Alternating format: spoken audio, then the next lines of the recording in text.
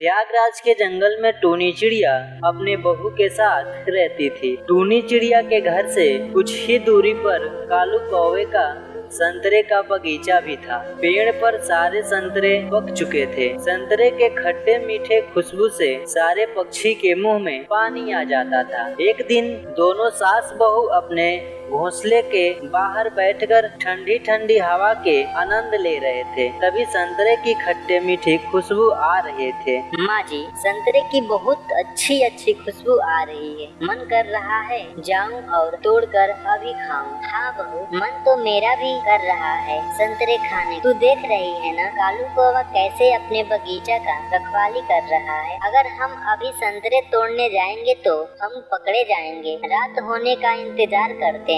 जब कालू कौवा सो जाएगा तब हम लोग संतरे चुरा लेंगे। लेकिन माँ जी, मेरा तो मन अभी कर रहा है संतरे खाने को। आप ऐसा कीजिए, कालू कौवे को किसी भी बहाने से अपने घर बुला लीजिए और अपनी बातों में उलझाए रखिएगा। जब तक मैं संतरे चुरा लूंगी, हम दोनों आधा आधा बांट कर खाएंगे। लेकिन बहू, अगर तुम संतरे चुराते हुए पकड़ी गई तो हमारी बहुत बदनामी होगी। आप बेकार में डर रही है माँ जी, ऐसा कुछ नहीं होगा। मैं यहाँ से जाऊंगी और आप कालू कौवे को बुलाकर अपने घर बातों में उलझाए रखिएगा। तब तक उसे बातें करिएगा जब तक मैं वापस न आ जाऊँ। टूनी चिड़िया की बात मान लेती है। टूनी के जाते ही टूनी चिड़िया झूठ मूठ का चिल्लाने लगती है। अरे कालू भैया, जरा इधर आओ। मेरे घोंसले में सांप घुस आया है। मेरे घोंसले में से सांप को निकाल दो। टूनी चिड़िया की चिल्लाने की आवाज सुनकर कालू कौवा अपने बगीचे की रखवाली छोड़कर वहाँ आ जाता है। क्या हुआ टुनटुनी बहन, कहाँ सांप है? मैं अभी उसे निकालता हूँ। हाँ कालू भैया, आप जल्दी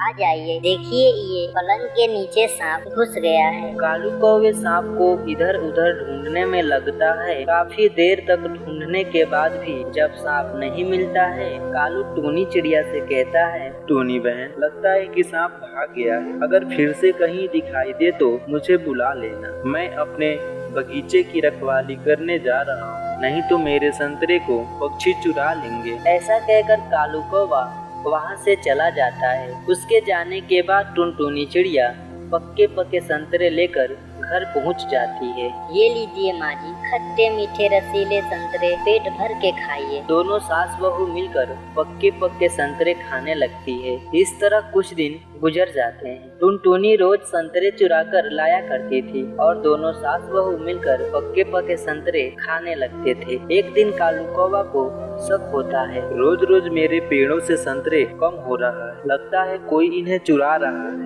इसका मुझे पता लगाना पड़ेगा। आज मैं किसी भी कीमत पर अपने बगीचों को छोड़कर नहीं जाऊँ। दोपहर हो जाते हैं। फिर से टूनी चिड़िया कालू कौवे को बहाने बनाकर बुलाने लगती, लेकिन कालू कौवा नहीं आता है। तभी दोनों सास बहू कहती है, टूनी बहू, अब हम लोग क्या करें? कालू कौवा तो अपने बगीचे से हट ही नहीं रहा है। कोई बात नहीं माँ जी, दिन में नहीं, हम लोग रात में ही संतरे की चोरी करेंगे। ऐसा सोचकर दोनों रात में चुराने का प्लान बना लेते हैं। उधर कालू कौवा अपने संतरे के पेड़ पर जाल बिछा देता है और रात में दोनों संतरे तोड़ने लगते हैं और भी जल्दी जल्दी संतरे तोड़ने लगते हैं। वो दोनों बगीचे के जाल में फंस जाते हैं। माँ जी, ये क्या हुआ?